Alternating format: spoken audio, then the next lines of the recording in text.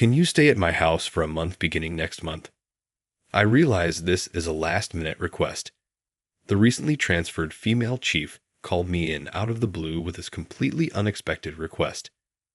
That was more than enough to make me feel confused.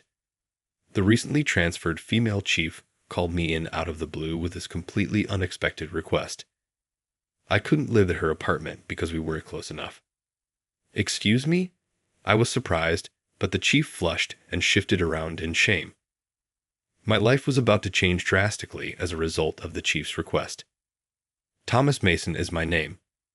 I work at an assisted living facility and am 32 years old. Being a big granny's boy, I've always enjoyed dealing with the elderly, so caregiving is the ideal career for me. Only the chief and I are guys, and the most of the caregiving staff at work are women in their 50s and 60s. Because of this, the chief and I frequently do the heavy lifting. I was a little unhappy with the unequal distribution of labor, but I am unable to protest to the female employees about it. The chief, who was the only one I could rely on, has already passed the age of 65 and will retire. Once the chief retires, will I help everyone with their work? Well, until now, the work was finished because the chief helped me with it. Such thoughts filled my mind, and I couldn't help but sigh. Then the chief retired in no time, and a 35-year-old female chief was assigned from another department. My name is Kay Scott. Nice to meet you all. When she introduced herself to us, I felt that Miss Scott suddenly looked surprised when her eyes met mine and quickly averted her gaze. Then she continued with her greeting. What's going on? Does she know me, but I don't know her? I started working with a little strange feeling. Unlike the previous chief, the new chief did not seem intimidated by the older staff in their 50s and 60s and was not shy about giving work instructions. Helen, one of the residents is calling you.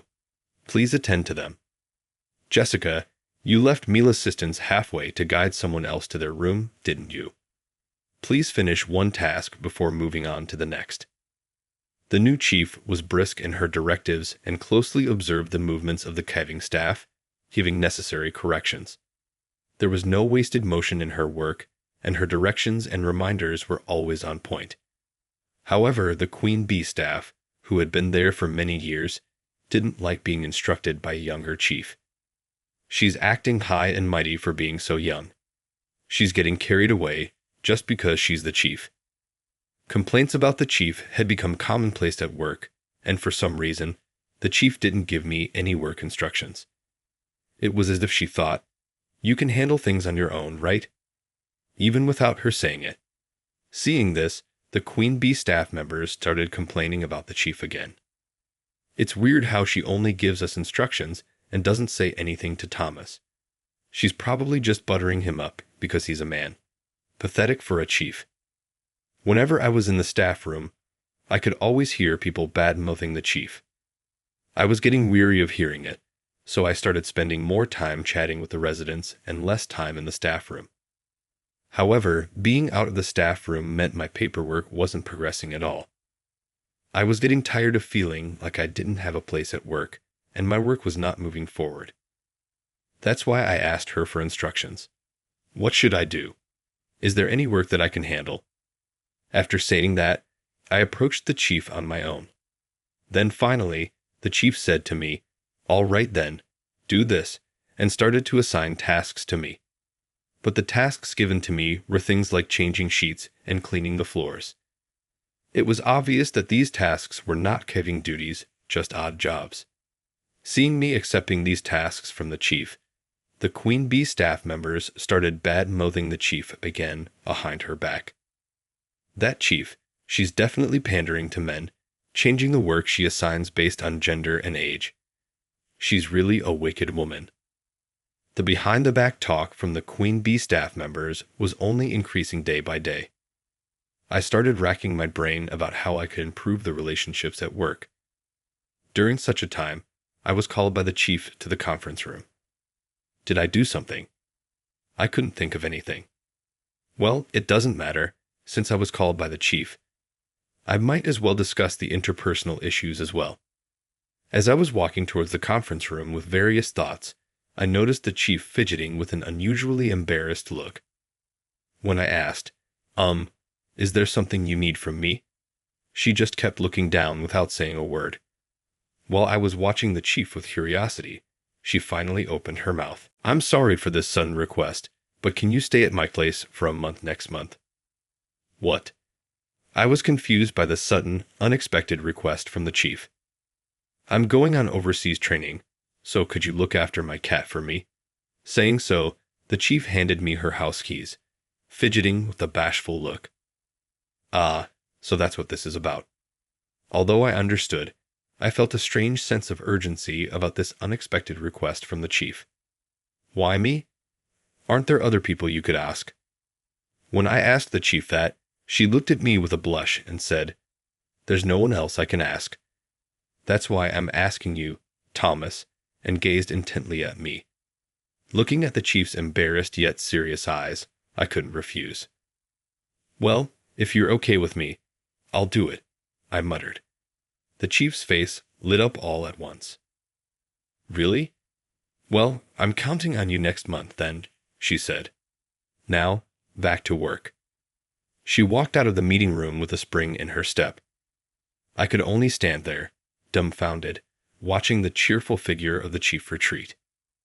No matter if she didn't have anyone else to ask, why me?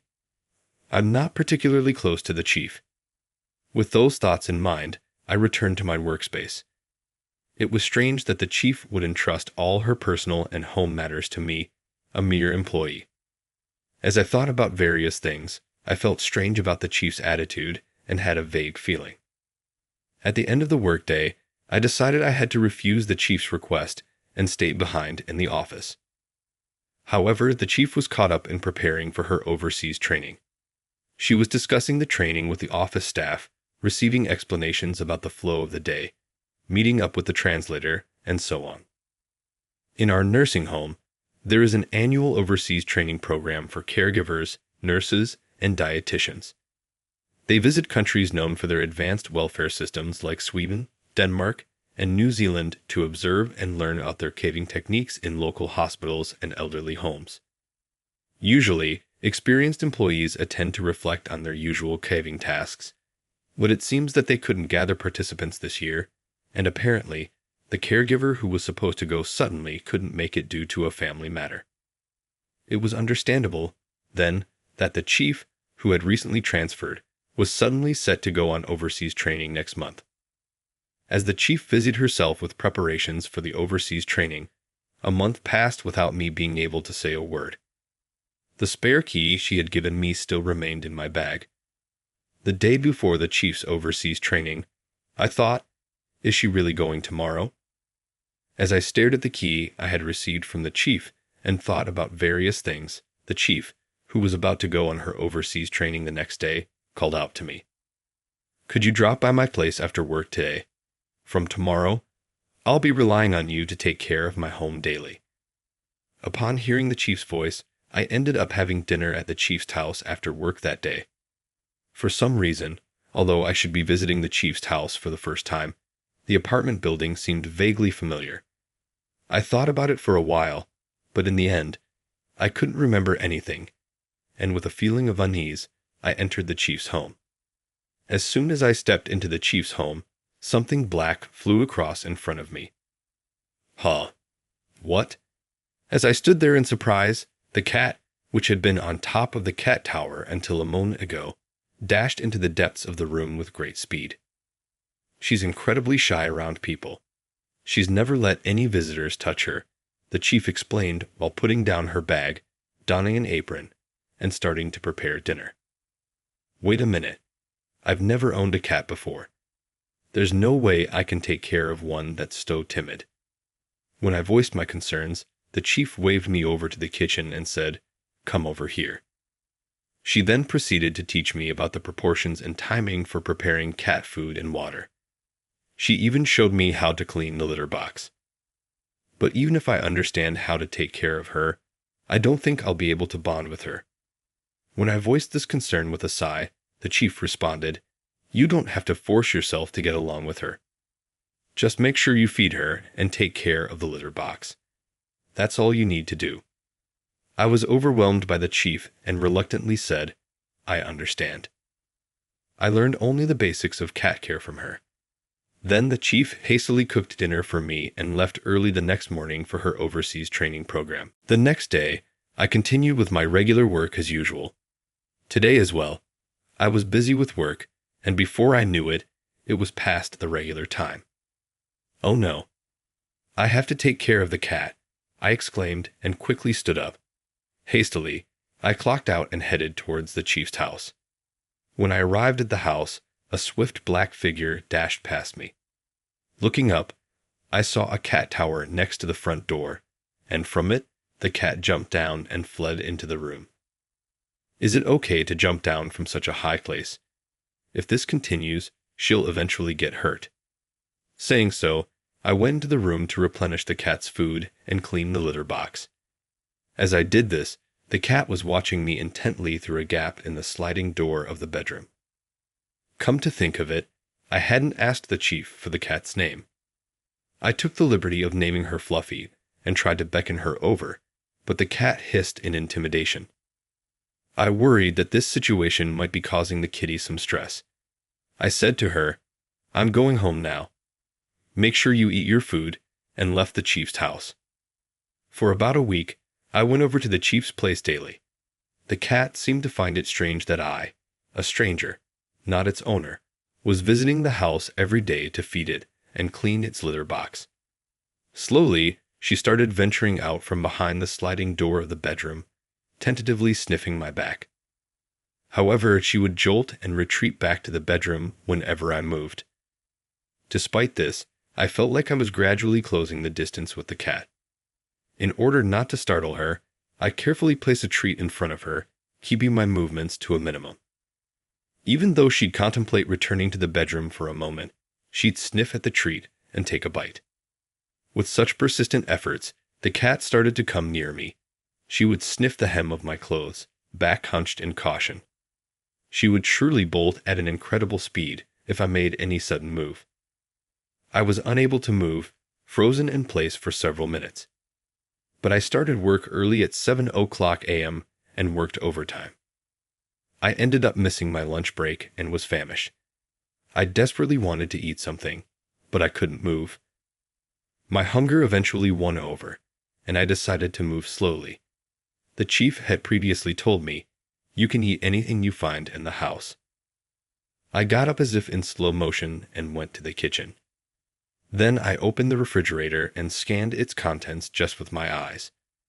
For some reason, the cat did not run away, but slowly followed me, then just sat there watching me. I couldn't figure out what to eat, so I pulled out a fruit jelly that the chief had bought and placed it on the table.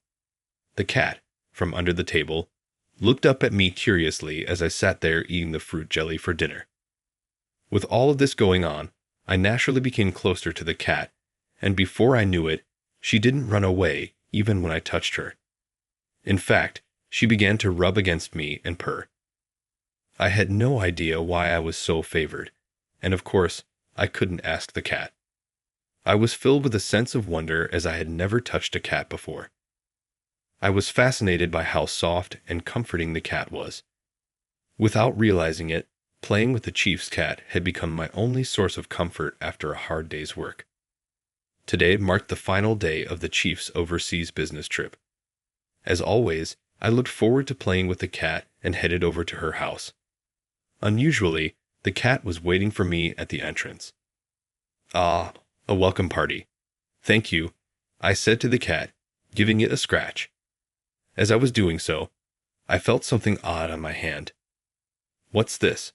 Was this here before?" I thought, feeling the cat's belly again. There it was, a lump, small like a marble. I didn't know much about cats, but the thought of the cat being sick filled me with anxiety. In a panic, I looked for a 24/7 veterinary clinic and rushed there. To my surprise, the vet's eyes widened in shock. "This seems to be a skin tumor.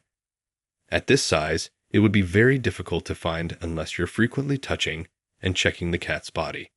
Good find. he said with a reassuring smile. He continued, "Given the small size, we can likely remove it completely with immediate surgery. We'll have to look at the pathology report for certainty, but we should schedule the surgery as soon as possible." Despite being a popular clinic with a 1-month waiting list for surgeries, there had been a recent cancellation, so I could book the surgery right away. Given my worry about the cat, I decided to stay at the chief's house for the night. This house felt familiar somehow, but it wasn't a place I recognized. With that thought nagging at me, I laid down on the living room couch, petting the cat until, before I knew it, I fell asleep. The following day, the chief returned from her overseas training. Was everything okay? Did anything happen? She rushed over to me with a worried look. "I'm fine, but," I stammered, then told her about the cat's illness. "What? You noticed that?" The chief was surprised that the cat, who usually didn't let anyone else touch it, allowed me to pet it. After her return, she faced a whirlwind of preparations for a presentation and arranging for the cat's surgery. The surgery, which I had been so worried about, was a success. The pathological examination revealed it was a malignant tumor. However, because it was discovered early, the cancer was completely removed, and the possibility of metastasis was considered very low. When she finally had a moan of calm, she wanted to thank me again and invited me to her house. As soon as I arrived, the cat, with its eyes shining, approached me with its tail up. Watching me and the cat, who kept rubbing up against me fervently, the chief started to speak. "You've always been such a perfect gentleman. Even back then. I can see why my sister and the cat chose you." I widened my eyes. "What do you mean?" But as I looked at her face, I remembered something. I was always a bit more mature than my classmates in elementary school, partly due to my physical build. I know it might sound weird to say this, but I was a bit of a heartthrob and quietly popular among the girls. In the 6th grade, I became an official couple with my first love, and our relationship lasted until middle school. Her sister would watch us with an envious look, saying, "You guys are lucky." "Could it be, you're the sister of my first love?" I asked the chief. She laughed with a bright smile. "Did you just notice?" she said, then continued with her story. "After my first love, and I broke up in middle school, her parents divorced. Her sister went to live with their mother, and the chief went with their father. Their father passed away from cancer a few years ago, and she hadn't been able to get in touch with her sister or her mother. Feeling left behind and lonely, she started keeping a cat a few years ago. This house was actually her childhood home, but it had changed a lot due to recent renovations, which is why I didn't recognize it. To distract herself from loneliness, she had been putting on a brave face at work. Then she was transferred to my department, and we were reunited.